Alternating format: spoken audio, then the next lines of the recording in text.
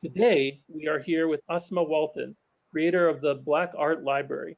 Walton is an independent curator, and the Black Art Library was recently hosted by the Museum of Contemporary Art, Detroit, and is currently on view at Spaces Gallery in Cleveland. Walton's work falls outside the typical peer view of most art institutions and is not easily classifiable. At times, I see the Black Art Library as a curatorial effort, and at times it is a conceptual art project, yet it is always a social practice. However we understand it, we are very pleased to have Asmaa Walton here today to speak about her work. So Asmaa, if you want to take it away. All right, thank you. I'm super excited to be able to talk with everyone who's on this call today. So the way that I kind of going to do this is I'm just going to give you guys kind of a layout of how I got to where I am at this point now with the project. And I'll look forward to answering any questions about what I have going on right now, what's going on in the future, and really just everything in between. I think questions will be a really great way to get more information out. I share what I think people like to hear, but there are also people that have way cooler things that they want me to share that I wasn't even thinking about. So the Black Art Library was a project that I started in February of 2020. It actually came to me as an idea at the end of 2019. In 2019 and in 2018, every year during Black History Month, I would try to share a lot of information about Black artists, like every day on my personal Instagram account. And then the second year I did it, I made a separate Instagram account for it. And I was trying to think through what I wanted to do for Black History Month for 2020. And I kind of had an idea for something a little bigger, something that maybe was more sustainable, that wasn't just, I'm only doing this for Black History Month. And it was something that really kind of merged my interest. My background is in art education, as well as I've worked in museums for the past few years. But I also really enjoy art books. I kind of started getting into art books during undergrad, and I really enjoyed them, but they're super expensive, so I didn't have a lot of them. And I just kind of had the idea that, well, maybe merging my background in education as well as my love for art books could be something that could be a really great resource. I decided that I wanted to, collect books and build the resource that other people would be able to access. I had no idea how that was going to happen. I didn't know how people would be able to see the books. I didn't know if it was going to be in person. I had no idea what I wanted to be, but I knew that I just wanted to start it just to get it going, and then I would figure out the rest as it went along. So when I first started the collection, I actually started with a few books that were in my personal library, and then I bought like 2 books that I was really excited about to start the collection. So the first book that I really consider that I bought for the Black Art Library is the orange one that's on this photo, and it's Buford Delaney's retrospective catalog from the Studio Museum in Harlem, and I think it was from 1970. I found it for $50. I thought that was a really great price. I was super excited. And I think that's when I started to kind of get excited about kind of finding these rare books and being able to, collect them and grow it into something larger. And the rest of the books were books that I already had, and they actually were books that I had been gifted from friends over the past few years, because I started to just send my friends book lists and say that there were some things that I wanted from there. So I was able to get some really great books that way too. And I decided to just throw all of those in, and this would be the beginning of the Black Art Library. So throughout the 2020s, so throughout the pandemic, I decided to just keep collecting books because I was spending, a lot of time indoors. I was working from home. So that was a time where I was really just kind of focused on buying books, buying books, buying books. I mostly was buying used books, and that was kind of my only option because I was buying these books out of pocket. So I thought it was the best way, but also you can find some really, really good used art books if you look. And towards the end of the summer, I was getting ready to move back to Detroit, and I had someone reach out to me, and he was someone that I didn't know, but he was an artist from Detroit, and he told me that he had a space that he thinks that I should bring the library to. At first I was like, oh yeah, okay, that'd probably be cool. But once I moved home, I actually got a chance to meet him, and we kind of talked about the space that he has, which is called the 48-Hour Complex, and the artist, his name is Tony Rave. And what he wants the 48-Hour Complex to be is a space where Black artists in Detroit can be nurtured. So that might mean, a space to rest, a space that they can get some food, a space that they can work. But he's still kind of doing renovations on it. So he thought, well, maybe you can set up the library here in some way. So we planned to have a pop-up, and I'm actually coming up on the 1-year anniversary of my first in-person experience for the library, which was this pop-up that took place September 26th and 7th, I think. And this was kind of, when you walk into the house, this was the first kind of area that you saw. I bought all of these pieces of furniture from Facebook Marketplace. Tony actually had some really nice pews that were already in the house. So we just kind of put it together and made it work. And that was an experience that actually ended up leading into an even bigger experience that I was able to have. So while that weekend, while I was having the pop-up, someone that I had met kind of working in the arts in Detroit, he came by to just check out the project. He's really busy, so I didn't really think he was going to be able to make it, but I invited him anyway. So he showed up, and he spent some time looking at the books, and then finally we talked for a while, and he asked me if I knew the head curator at the Museum of Contemporary Art, Detroit. And I said that I didn't know her, and he said, okay, well, I'm gonna text her. So he texted her, and he got a response right away. And she said she was out of town, but she would love to meet with me, the following week. So we ended up meeting, and we got on a call, and kind of right away, she let me know that MOCAD had a space open in their exhibition schedule, and she asked me would I be interested in exhibiting the Black Art Library. And I was completely surprised because that's not what I was expecting at all. But of course I said that I would love that, and I was just getting really excited about the idea of other people being able to experience these books, because the pop-up was great, but it was only 2 days. This was going to be a lot longer, and people would have a lot more time to see it, and it also was going to have a lot more visibility. So I was really, really excited for the opportunity.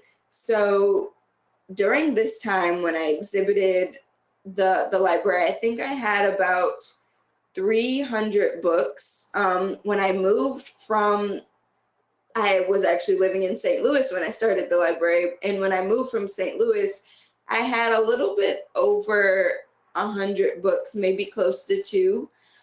So the collection actually was growing pretty quickly, and I didn't really realize it. So this is kind of when I realized how many books that I actually had collected in those few months since I had started the project. And I actually had to go through every book and check it in to make sure that, MOCAD had a record of all the books that I gave them, just so we would be able to keep up with them. But it was really nice to actually have a chance to sit with every book because even though a lot of them were in my studio apartment taking up most of the space, it was different to actually take all of them out. I didn't really get to do that all the time just because it would be way too much work to clean all of the books up. So it was really nice being able to see them all in one space. So one cool thing that, well, yeah, this was one of the few like cool things that happened with this exhibition, but MoCAD actually found these old library carts, and they were able to put a decal from our logo on them, and I actually got to keep them for whatever I wanted to use them for. So I was really, really happy about that. So currently, the Black Art Library is on view at Spaces in Cleveland.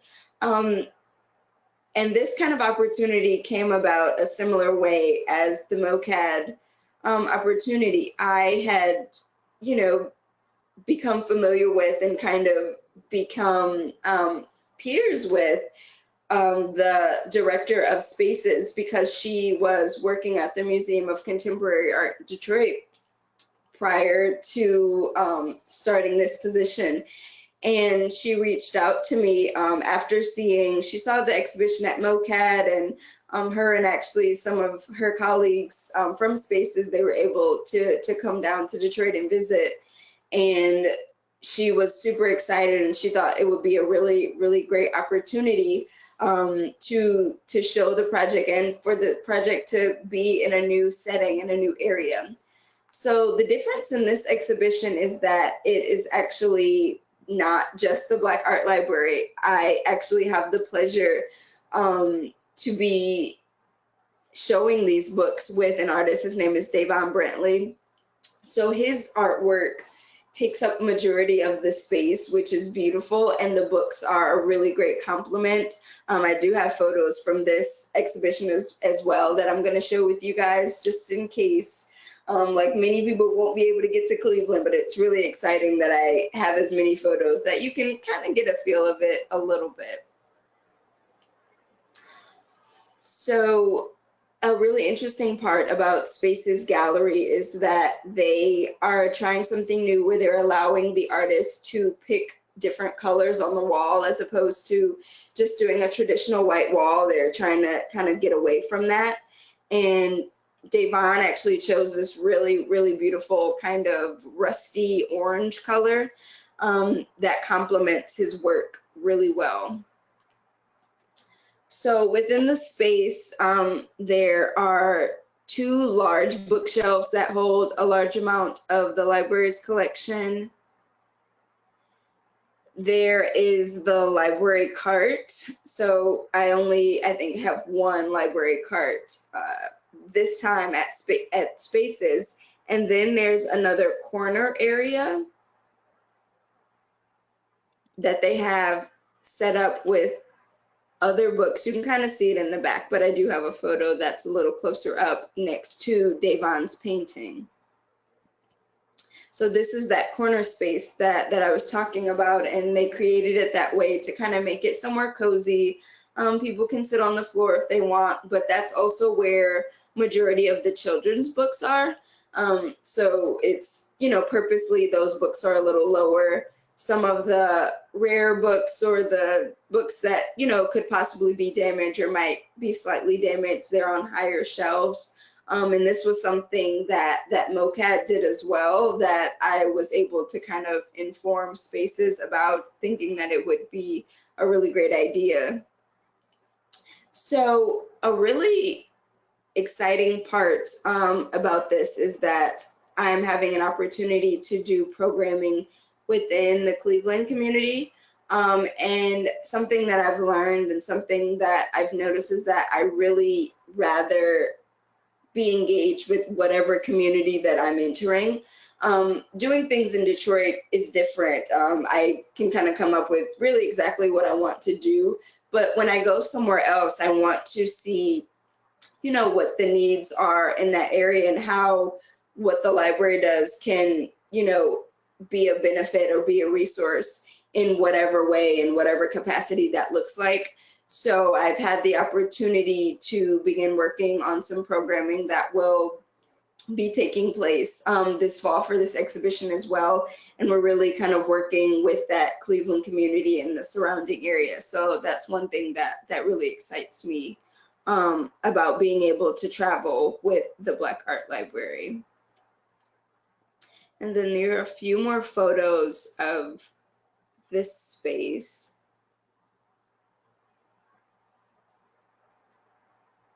So this is just a final slide. If after this, anyone is interested in also emailing me with any questions, if you have a book that you might want to donate, if you have just any general questions, you can feel free to email me. My email address is asmaawalton@gmail.com.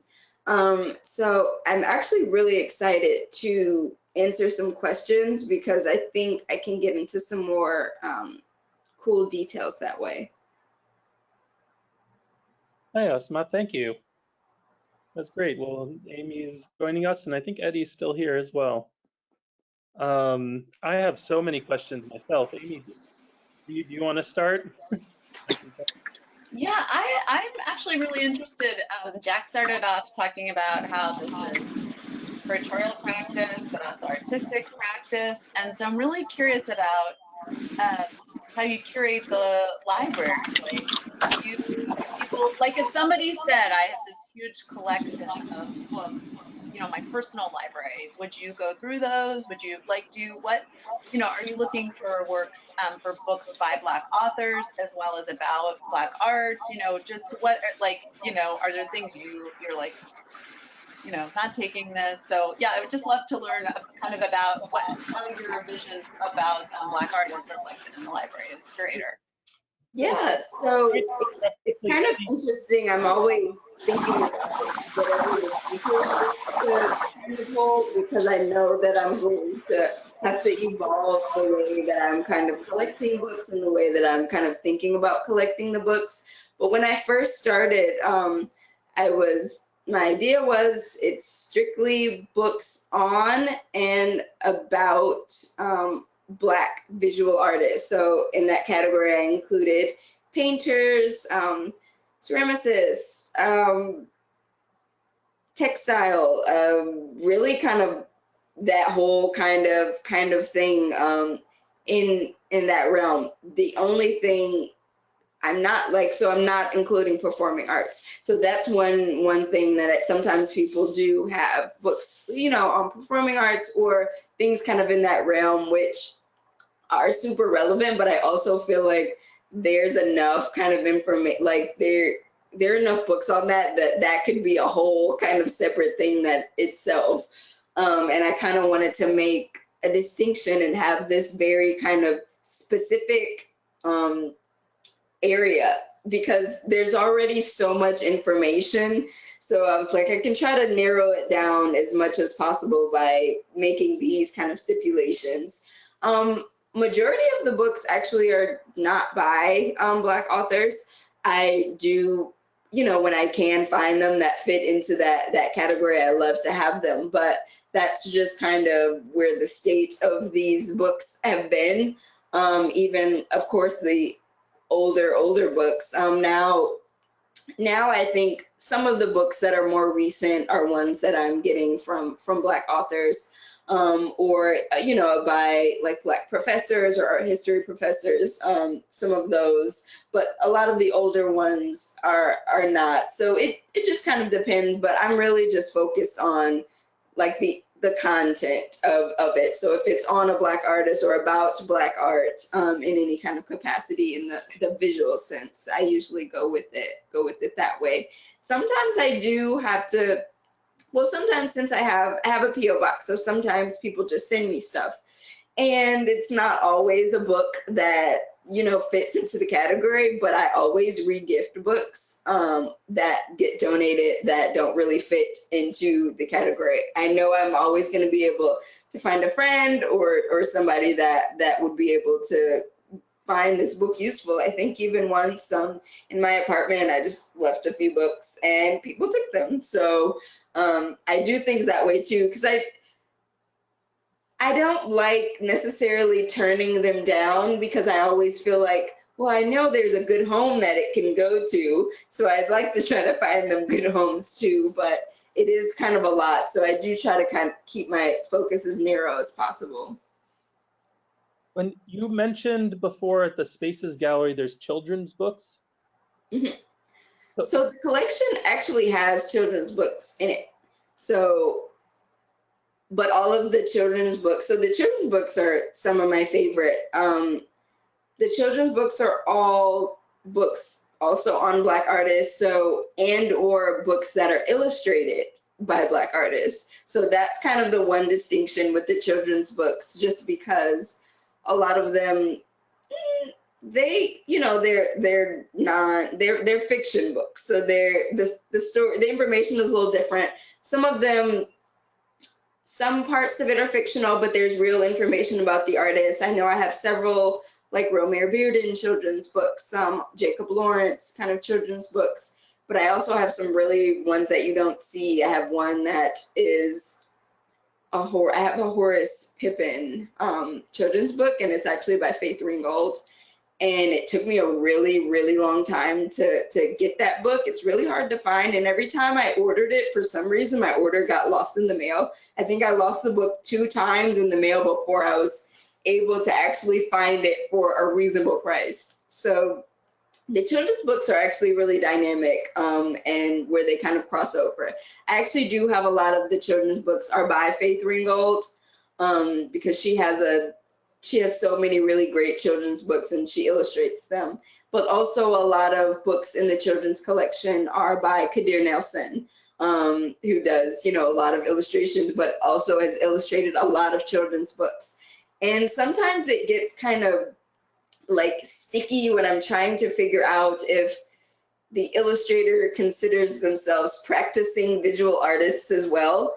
But Kadir Nelson is one that I know for a fact that he does, so that's why I include so much of his work. But that's kind of one part where I'm like, well, I can kind of pick and choose kind of in that area, because it can be either way.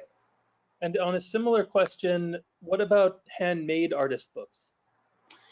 So I don't have any, but I definitely would be open to having one. Actually, I do. So, well, it's necessarily not handmade. He might have got them printed. But when I was working at the Toledo Museum of Art, I worked with their teen program.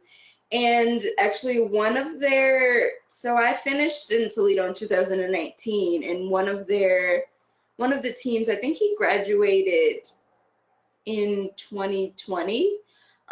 So during the pandemic, he was going around kind of in Toledo, and because there was so much going on, so he took his camera and he was doing photography, a lot of protests, a lot of just things that were happening, unfolding during that time.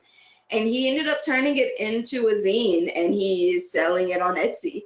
And I didn't know that, but I ended up finding out from another staff member at the Toledo Museum, and I bought a few copies because I wanted to include that in the library, because he's a young artist. I wanted to support him, but I think it's really cool that his book can also be next to like the Romare Bearden books that I have, or I have books Buford Delaney, or whatever other kind of. I also have a lot of photography books, so I think it's really nice that it's that mix of all artists. That leads us to an interesting question from Jenny Parsons, other curator at the Flogriz. But how do you classify them when you're displaying them? So, as a library, you can curate the library itself when it's on display. So I don't, and I think that's becoming, since this is my second time, I guess, exhibiting it, I think it kind of is going to become kind of part of my practice when exhibiting it.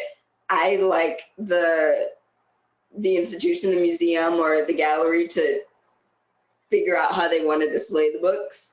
I don't really like to have a say, because the way that I don't like to separate them in categories like, oh, well, these are the exhibition catalogs, these are the biographies, these are the, the autobiographies, these are the research texts, the art history texts.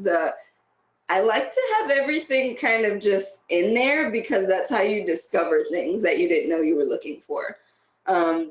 You actually have to get in there and look through the books. So it's really nice to actually have that time to do that. And I think as an installation, that makes sense. When eventually I do have a physical space for the library and it has a home, it will be more like traditional kind of library. You'll know where you can find things exactly, just because that will be kind of the nature of it. But I think when exhibiting it as kind of an installation, I kind of like it to be more free flowing, I guess.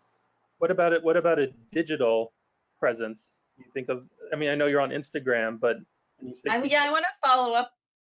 I want to follow up on that too, because it's so interesting to think about books really demand a lot of our time. It kind of is this total, it's like much more immersive. Do people spend the time? And then also, have you thought about branching out to the digital? Or even using like platforms that already exist to do that, like archive.org? Yes, so one thing that my dream would be to, when I don't have a website for the Black Art Library right now, and that's kind of why it only exists on Instagram, just because I've been trying to plan, several other things. But I did accomplish a goal to where the Black Art Library is now a nonprofit. So I found that out this week, which was super exciting. But when I'm actually, sorry, my screen.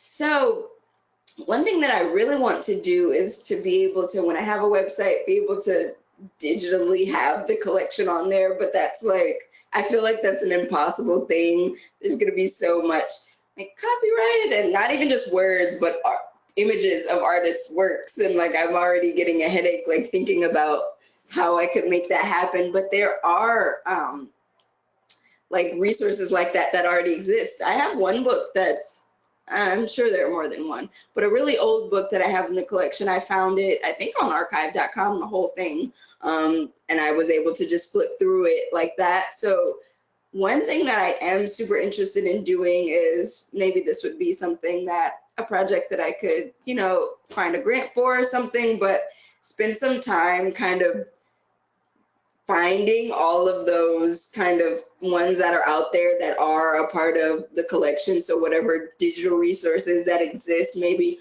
on a specific book, like how can I just pull them all in one space, like on the Black Art Library's website, kind of how I'm doing with the books. I'm just bringing them all into one space just so people can have the resources to look at them. But I would love to be able to expand that to kind of a digital way as well. But at the very least, I was like, well, maybe I would be able to, I don't know. I'd have to figure it out, but that's something that I really, really want to do. And I feel like it's something that probably could figure it out. So, because I know it would be super important, and that would be just like ideal for the project in general, because it will have a physical space, but I want everybody else to still be able to access it as well. We have a great question from Eddie Long on that point. What are some of the things you hope your future physical location will include? This is a free pass to dream out loud for us. Would you like a lounge for folks to read and maybe drink coffee, or a space for lectures, or a water slide, he says? Oh, well, then I was like, well, all of those things sound great.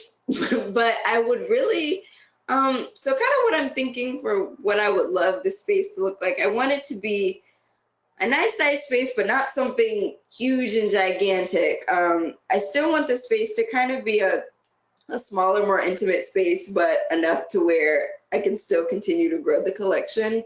I definitely would want to have scanners and printers are one thing that I really want to make sure are all throughout the Black Art Library, just because the library would be non-lending, just because it would just be too hard to get some of those books back and be able to keep up with them. But if I have the scanners and printers and all of that, people can come and scan every single page of the book if that's what they want, and they can take that with them. And kind of for me, at first I was kind of like, it kind of sucks that in the future maybe I won't be able to lend them out to everyone. But when I was kind of thinking about it more, I was like, well, actually not lending them out keeps it accessible for everyone, because when people take them and spend as much time with them, you don't know when the book is coming back. At least if it's in the library, it's going to be there every day. So the person knows exactly where that book's going to be when they want to find it. So that's kind of one thing that I, really think about a lot. I do want to have some kind of comfy spaces, maybe some kind of little cool nook that some books could be sold, and maybe some coffee and pastries. I don't know, something like that I think would be really nice. And a garden. I would like a garden, probably outside. Things that Maybe you mentioned. book readings. Yeah, book readings. But you mentioned the 48-Hour Complex by Tony Rave, and how it's a space to nurture Black artists. I love the word nurture, and it makes me think that libraries in general they're not just collections of books. You go there with your kids, people meet there, they have events, like they are nurturing public spaces. Do you think about that? I definitely agree with that. And even when you think about kind of the librarians that are in your libraries, they're taking a lot of care. They're diligent, they're paying attention, and they're helping. So it is kind of a nurturing space. And it's libraries are community spaces, and they're supposed to be really open and comfortable spaces. That's what they should be. So I definitely want the Black Art Library to feel like that. One of our listeners here, Clarice Yasuhara, has asked if you're including on that idea of including people and reaching them. Are you including books only in English, and is it just art by Black Americans, or is there a broader global scope? So it's actually Black artists across the diaspora. I have a nice amount of books on, I think, a few Black British artists, some Caribbean artists.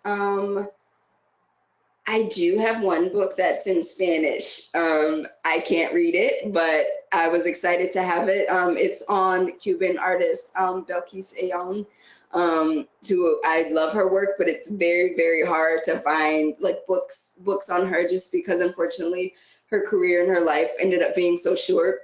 There was just not a lot of information out there on her. So I was really happy when I found that one, even though it's in Spanish. So if I do find other ones, I'm not opposed to having books that aren't in English. These are just the ones that I've found so far.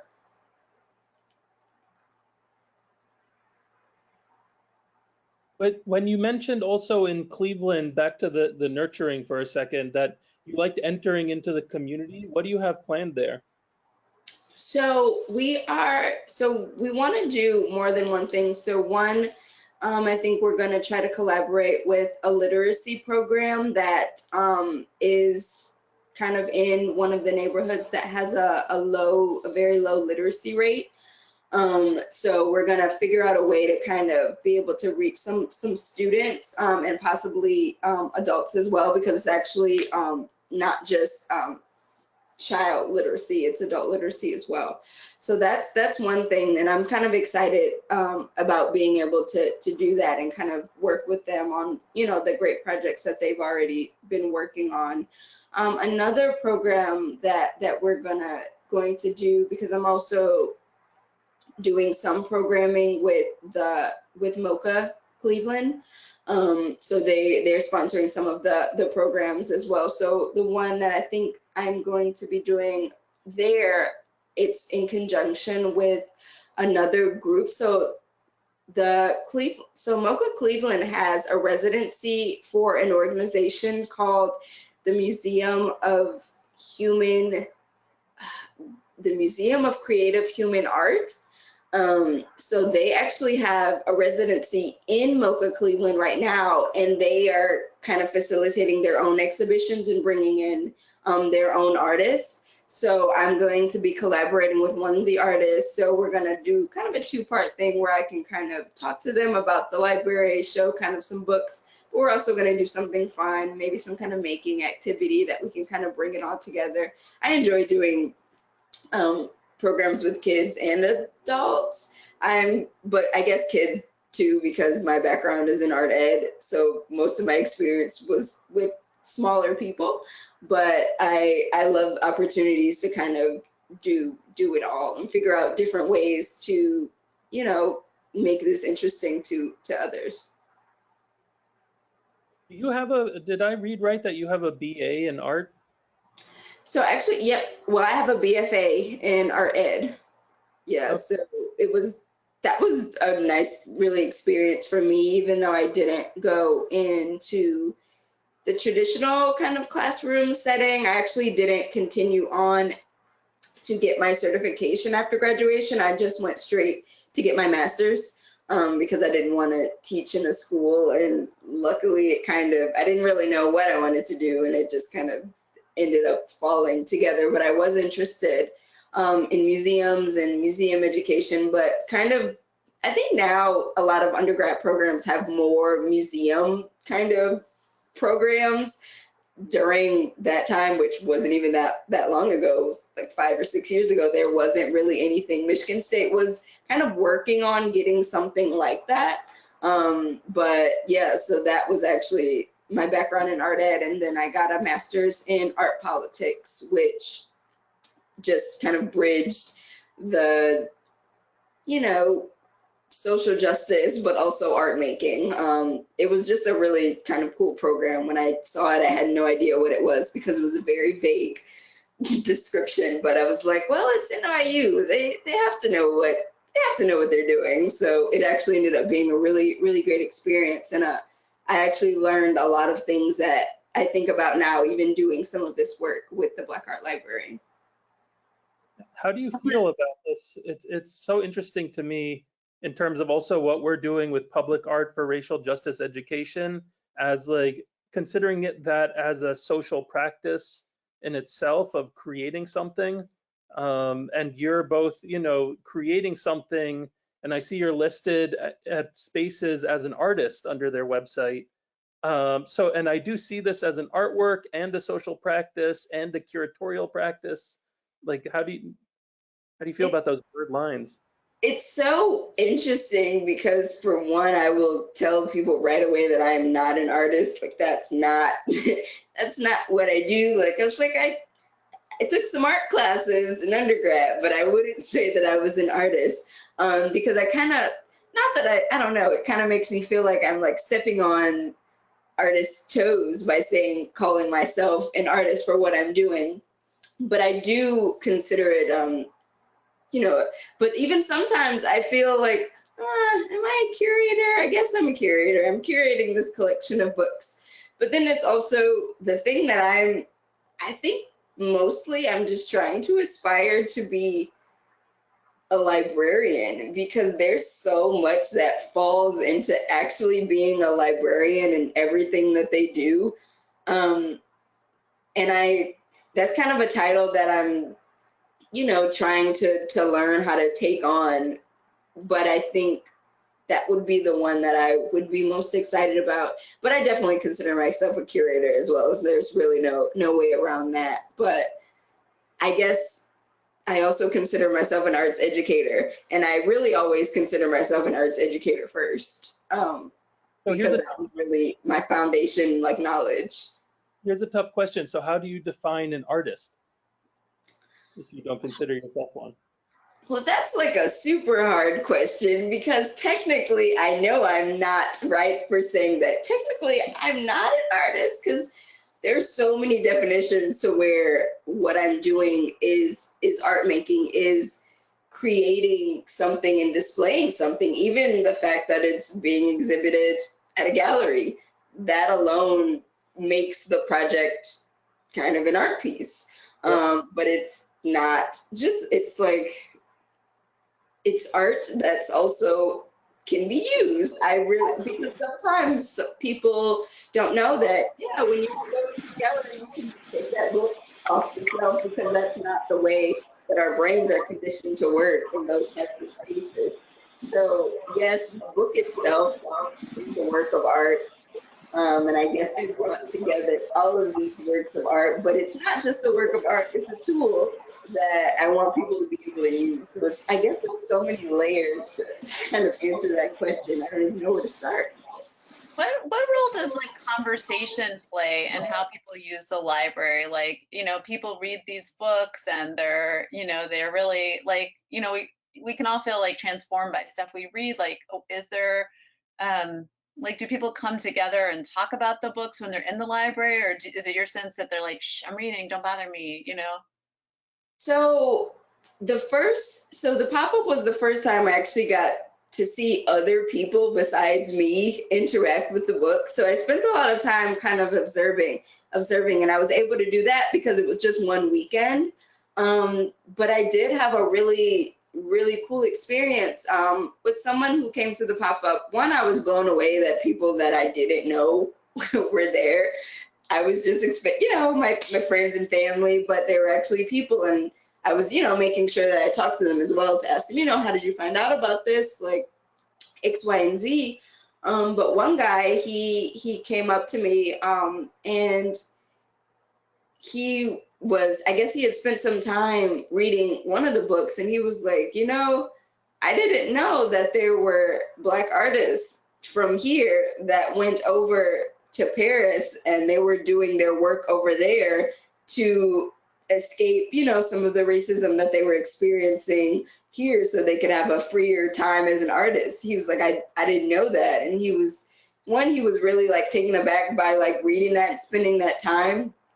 And then he also said, like he didn't really know a lot about other like Black artists. He knows about Basquiat because that's one that you hear about a lot, but it was really nice to actually have that time to kind of talk to him and hear like that experience, because that's exactly what I want people to get out of the project. Like every time I exhibit it, I'm always asked like, what do you want people to get out of it?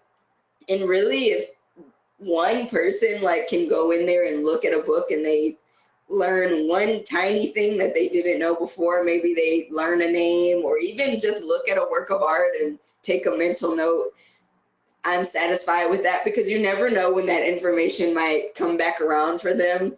I love moments now, but now I've been actually like paying attention to art long enough that I can actually identify things just by seeing it or who made it. But things like that make you feel really kind of like powerful, and you feel like, wow, this is exciting. So I want other people to be able to feel that as well. And that's really possible by just spending some time looking at a few books. Do you, I know you have the library and a lot of it is about in-person use, but I'm not familiar enough with the social media feed, like do you ever sort of like put together, if you want to learn about a new artist, do you ever have like, look at these 5 books, because people can find some of these titles maybe in their own public library, like, is that something, is that an aspect of something that you're already doing? I apologize if it just, didn't come across it yet. So I'm not doing that exactly, but one thing that I've been doing for like the last year or so is creating book lists for different organizations that they will add to maybe their blog or to their website or to, following a talk that I do. That, here are 10 books about this artist, here are 10 books on women artists. I actually did a list, I think I did a list like that for a new bookstore that just opened in LA, and it's called The Salt Eaters Bookshop, and it's new. It was super exciting. It's a Black woman owned, and she actually was able to crowdfund for it and kind of get it going during the pandemic, and she's just getting it open. So one of the things I did was she reached out to me, and one, I did an Instagram live talk with her, but also I provided her with something that they could actually have on their website, kind of like my picks or things that, you know, that I really like that kind of go with whatever they have going on as well. So I like doing things like that where I can, okay, well, maybe if a photography organization reaches out for me, I put together a list of 10 Black photography books that the Black Art Library has in its collection that might be nice for you to check out or something like that. But I haven't really been doing that on my own, and it's more so probably just because I don't have the capacity because I do everything by myself. So that's just not something I have the capacity for yet, but it's definitely something that I would love to, especially once there's a website, because that's something that can always be on there. There's, you know, a new monthly list, or here are these new things, just different ways to engage people. I definitely think it's something that I can do in the future.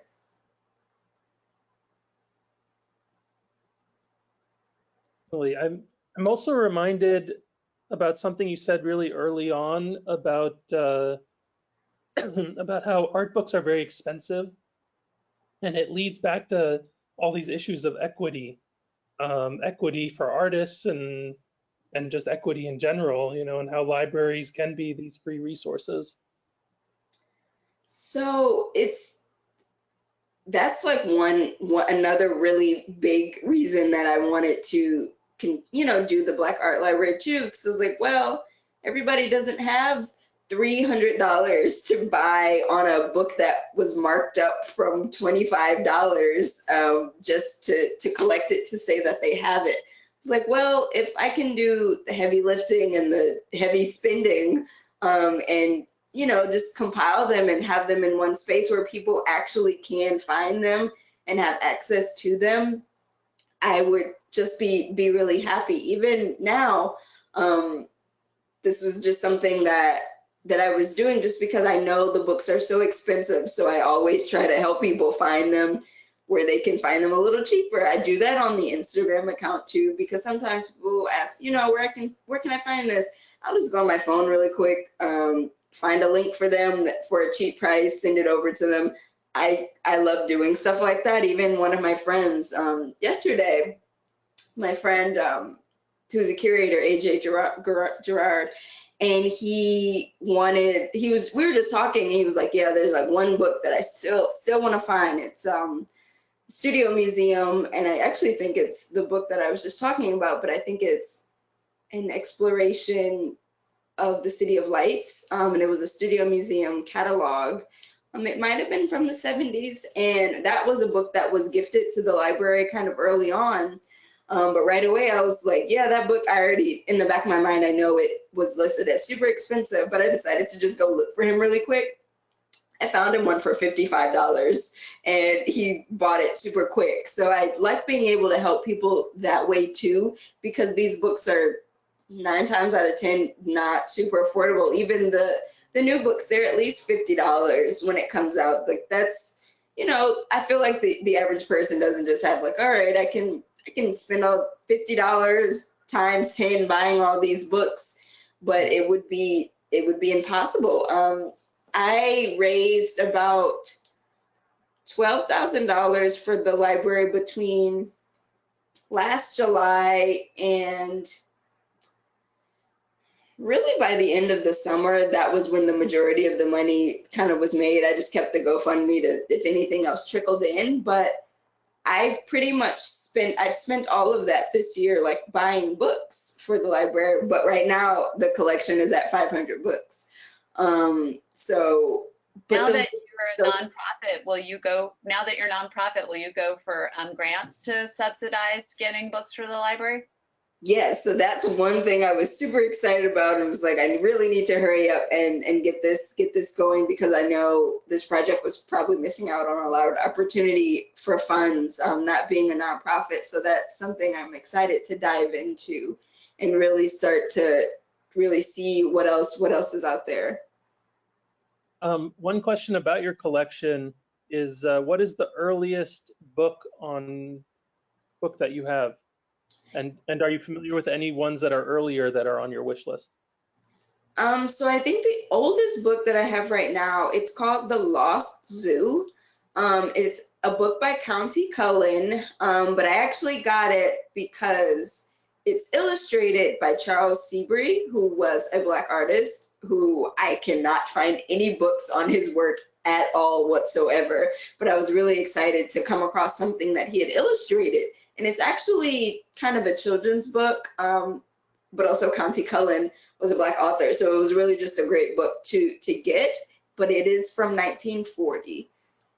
So I think that's the oldest, and it's actually in really, it's a pretty good shape. Like it still has the dust jacket. You know, they put some plastic around it to kind of protect it, but it's in pretty good shape, no rips or anything. And I think I bought that. That one was a little pricey, but I thought it was worth it. I think it was less than $200, but I thought I probably wasn't gonna come across that ever again. So, I mean, that leads to some interesting questions, right? That like if we're looking at American Black artists, then there's a, you know, definitely a cap on that timeline.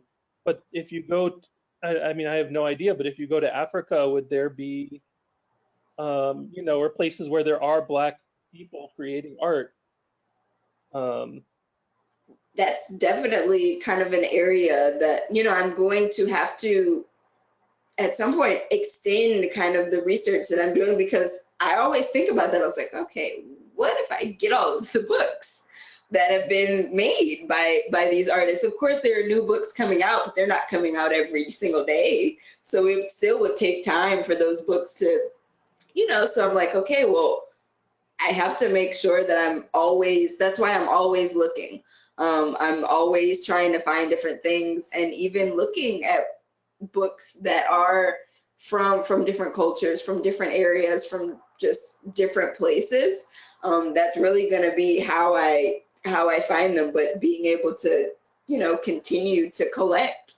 But at some point, I am going to get to a point where, all right, that's mostly it. But then, all right, well, what else can we do to make sure that the artists now are, you know, getting some books, or what else? You know, I think there'll always be kind of work that the Black Art Library will be able to do kind of in this realm of, you know, Black artists and kind of art books, and being able to, you know, be represented. We have another more of a comment than a question from Amy Hannum. It's wonderful how you acknowledge all the different aspects that go into an exhibit, curatorial, research, documentation. And have you been to the American Writers Museum in Chicago? That it has some excellent exhibits.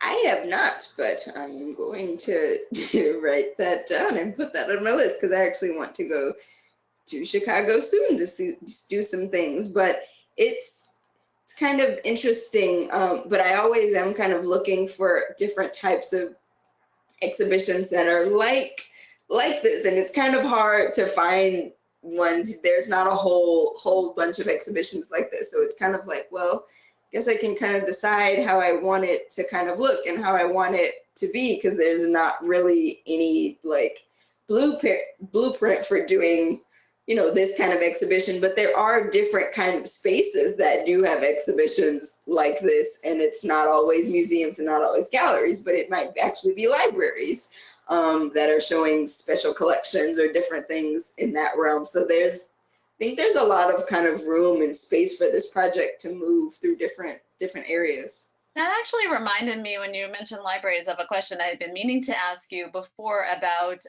these. You showed, looks like it's published books, but is it? But also you mentioned you have clothing and you know, some you know, more like thinner publications. But is it an archive? Like, are you also collecting or ending up with any archival material, like as part of the library? You know, people's notes or letters or things about their, like, is that part of the picture of how it could grow? Yes. So I save everything that I've been, like, you know, since I've been doing this project, I kind of save everything that I kind of get from it, you know, from myself. But also there are things in this collection. There are slides So I have a large 35 millimeter slide collection of Black art. I do have, there's one t-shirt that I have. It's like a Pope L like t-shirt that someone donated. I have a lot of kind of older ephemera, you know, brochures, other things. I have a lot of just, you know, random postcards or other things that were from some of these exhibitions, things that aren't necessarily books, but I kind of consider them books. You know, sometimes it's the free kind of publications that they give away at a gallery, as opposed to ones that you buy, but those are also still super valuable. So I try to keep everything, as well as when I first got the P.O. box for the library, I just told people to send me stuff. Send me letters, send me whatever, and I would keep it, and it would go into the Black Art Library's archives. So it's going to be kept, and one day I'll have to sort through all of that stuff. But I think it'll be kind of a rewarding experience. But I think it's important to do because even, you know, when I was first building this project, like, libraries are not just books. Libraries have a lot of other things in them as well. So I was thinking, like, okay, well, I don't just have to collect books, but I'm not at a point where I'm displaying or exhibiting the other aspects of the collection, just because I don't really know how I would do that yet. But when I do have enough things, that could be one aspect too, being able to kind of show that part of the collection. Yeah, that'll be such a, you know, you feel like these, what do they call? There's some name for that in archive stuff. It's almost like an incidental collection, like stuff that you end up with, but they end up being these like fascinating, like capsule snapshots of, like, you know, a moment and a topic. And so, yeah, I'm sure, like you said, in the future, you'll go through that and it will be a portrait, you know? Definitely.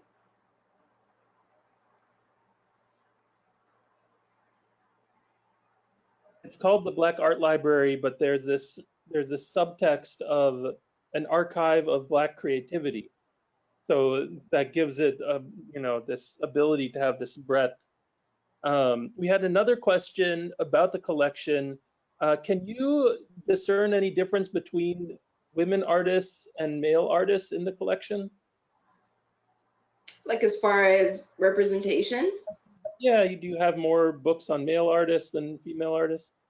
I definitely think I probably have more. I'm just looking at the stack of books that I have right here to see if it gives me like an idea of like the larger sense. I think I feel like I have a little bit more male artists, but I do try to have as many like Black women artists included as I can.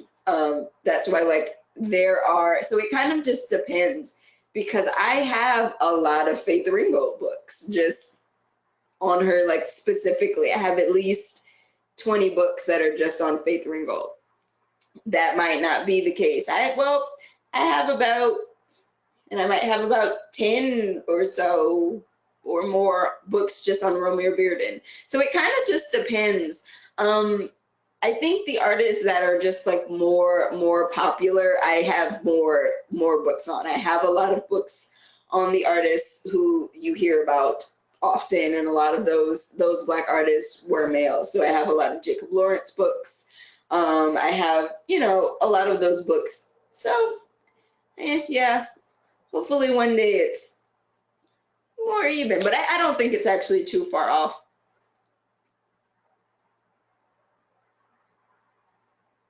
And have public libraries themselves ever donated books to the Black Art Library?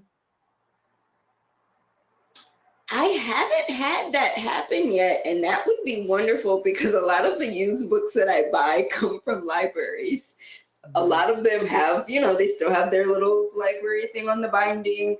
They still have the cards inside. I actually really love getting those ones because I like looking at the cards and the dates and what year it, you know, they took it out of circulation. But maybe that it's something I need to start having some conversations with some branches of the Detroit Public Library to see if they're getting rid of any to save them for me. But that would be would be great. But also now that I'm like a nonprofit, that's something cool that I can be able to think about a little more.